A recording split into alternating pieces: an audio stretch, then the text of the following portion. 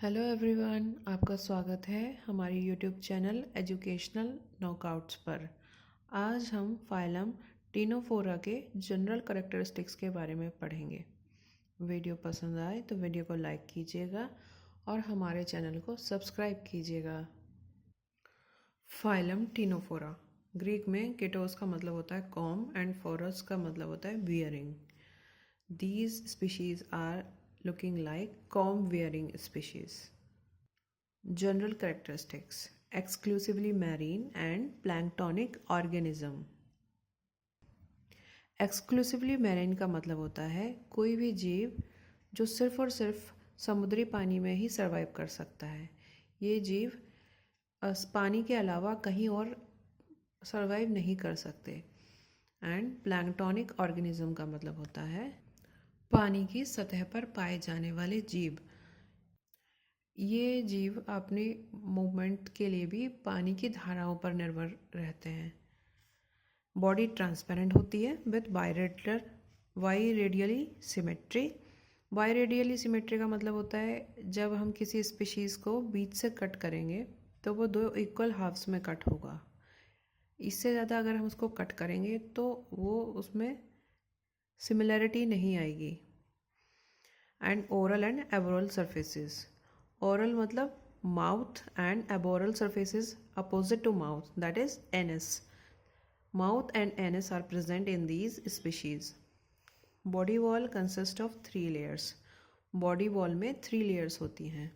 The outer epidermis without nematocyst and the inner gastrodermis and the middle thick mesoglea with scattered cells and muscle fibers.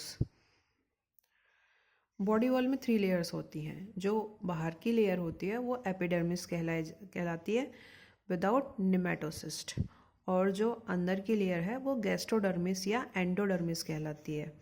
And the middle thick mesoglea with scattered cells and muscle fibres. ये हमने एक species का rough diagram लिया है। इसमें हम देखेंगे ये सबसे बाहर की ये ब्लू वाली लेयर एपिडर्मिस, बीच वाली लेयर मीजोग्लिया, और जो सबसे इनर मोस्ट लेयर होगी वो एंडोडर्मिस या गैस्ट्रोडर्मिस उसको हम कहेंगे। तो एपिडर्मिस में निमेटोसिस्ट इसमें एब्सेंट रहेंगे। निमेटोसिस्ट का क्या कार्य होता है? देखिए, निमेटोसिस्ट का मुख्य कार्य होता है शिकार को पकड़ना और उसे डंक मारना होता है। जैसे कोई शिकार आया इस स्पीशीज़ के पास तो इस लेयर के अंदर निमेटोसिस्ट प्रेजेंट होते हैं, वो बाहर निकल आते हैं, और जैसे ये टेंटिकल्स हैं उसी तरह से निमेटोसिस्ट होते हैं, वो भी बाहर निकल के आते हैं। तो वो क्या करते हैं, डंक मार देते हैं उस स्पीशीज़ को। थ्रेड की तरह अपीयरेंस होती है। पहले तो उस स्पीशीज़ को पे लिपट जाएंगे, फिर उस पर डंक मार देंगे। ठीक है, ये जीवों को अपना शिकार पकड़ने और खुद को शिकारियों से बचाने में मदद करता है। कोशिका के अंदर का भाग होता है ये, और ये तभी निकलता है जब शिकार पास में होता है। ठीक है, और the inner gastrodermis and the middle thick mesoglea with scattered cells and muscle fibre. अंदर की जो ये लेयर है रेड वाली, इसको गैस्ट्रोडर्मिस या एंडोडर्मिस कहेंगे, और ये बीच की जो लेयर है ग्रीन वाली, इसे मीजोग्लिया कहेंगे। अब मीजोग्लिया का क्या कार्य होता है? मीजोग्लिया शरीर के अंदर मैक्रोफेजेस जैसी कोशिकाओं का विकास करती है, और जिसकी वजह से इसमें इम्यूनिटी आती है। ये अपने लिए सुरक्षा कवच बना लेती है, और ये भोजन ग्रहण करने में भी काम आती है, और शिकार को पकड़ने में भी काम आती है। मीजोग्लिया बेसिकली एक जेली लाइक चिपचिपी लेयर होती है। जैसे सीमेंट के बीच, जैसे 2 ईंटों के बीच में सीमेंट उनको चिपकाने का कार्य करता है ना, ये भी एपिडर्मिस और एंडोडर्मिस को जोड़े रखने का कार्य करती है, एक सीमेंटिंग कार्य करती है, और उसको मजबूती भी देती है। मीजोग्लिया में स्कैटर्ड सेल्स पाए जाते हैं और मसल फाइबर्स पाए जाते हैं। Body usually pear shaped. देखिए, अभी हम डायग्राम की मदद से देखेंगे। बॉडी पियर शेप्ड होती है, सिलेंड्रिकल होती है और फ्लैट और रिबन लाइक होती है। देखिए फिगर है एक्सटर्नल फीचर ऑफ प्लूरोब्रैंकिया। ये बॉडी पियर शेप्ड होगी और सिलेंड्रिकल होगी, फ्लैटेंड भी हो सकती है। और ये रहे इसमें माउथ प्रेजेंट होता है और एनल पोर मतलब एबोरल एक्सिस भी इसमें प्रेजेंट होती है। इसकी एबोरल एक्सिस जो होती है यहीं पे इसका सेंसरी ऑर्गन्स पाए जाते हैं जो इसको मूव कराने में या इसको सेंस देने में हेल्प करते हैं। ये इसके टेंटिकल्स हैं। टेंटिकल्स का कार्य क्या होता है? टेंटिकल्स किसी भी जीव में जिसमें टेंटिकल्स पाए जाते हैं ये शिकार को पकड़ने का, होल्ड करने का कार्य करते हैं। ये कॉम लाइक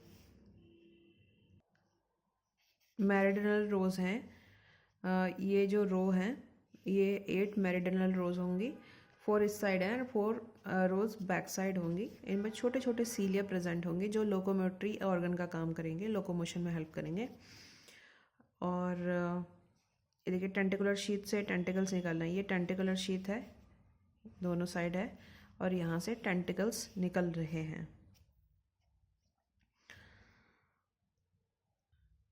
अभी हमने डायग्राम में देखा टेंटिकल्स लॉन्ग होते हैं और 2 होते हैं एंड प्रोट्रूड फ्रॉम टेंटिकुलर शीथ। ये टेंटिकुलर शीथ से निकल रहे होते हैं, उभर रहे होते हैं। Locomotory organs are 8 meridional rows of comb like structures formed by fusion of cilia. इस पे छोटे छोटे सीलिया पाए जाते हैं मेरिडियनल रोज पे और ये लोकोमोटरी ऑर्गन का कार्य करते हैं, इसको स्विम करने में हेल्प करते हैं। There is no special organ for excretion. Excretion के लिए कोई स्पेशल ऑर्गन नहीं होता, ना ही रेस्पिरेशन के लिए और ना ही सर्कुलेशन के लिए। Single sense organ on the aboral pole. Aboral pole होता है माउथ के ऑपोजिट, मतलब एनस के पास, near anus. Single sense organ यहाँ पाया जाता है and skeletal system is also absent. Nervous system is in the form of sub epidermal plexus. Epidermal plexus किसे कहते हैं? एपिडर्मल प्लेक्सस त्वचा के ठीक नीचे एक नर्वस सिस्टम जैसा, दिखने में नर्वस सिस्टम जैसा एक जाल पाया जाता है। और यह क्या होता है, नर्वस सिस्टम जो भी एक जाल पाया जाता है जिसे तंत्रिका तंत्र बोलते हैं, इसका हिस्सा होता है जो शरीर के होने वाली गतिविधियों को महसूस करने में मदद करता है। तो ये भी एक तरह से सेंस ऑर्गन की तरह ही काम करता है, उसको सेंसिटिविटी प्रदान करता है। हर्माफ्रोडाइट होते हैं, that is male and female, और gonads are found in the same organism. Gonads are endodermal in origin, no alternation of generation. Alternation of generation देखिए इसे ये किसे कहते हैं? ऑल्टरनेशन ऑफ जनरेशन होती है जहाँ पे एसेक्सुअल और सेक्सुअल रिप्रोडक्शन, दोनों प्रकार के रिप्रोडक्शन यहाँ पाए जाते हैं, लेकिन इसमें ऐसा नहीं है, इसमें सिर्फ सेक्सुअल रिप्रोडक्शन होगा।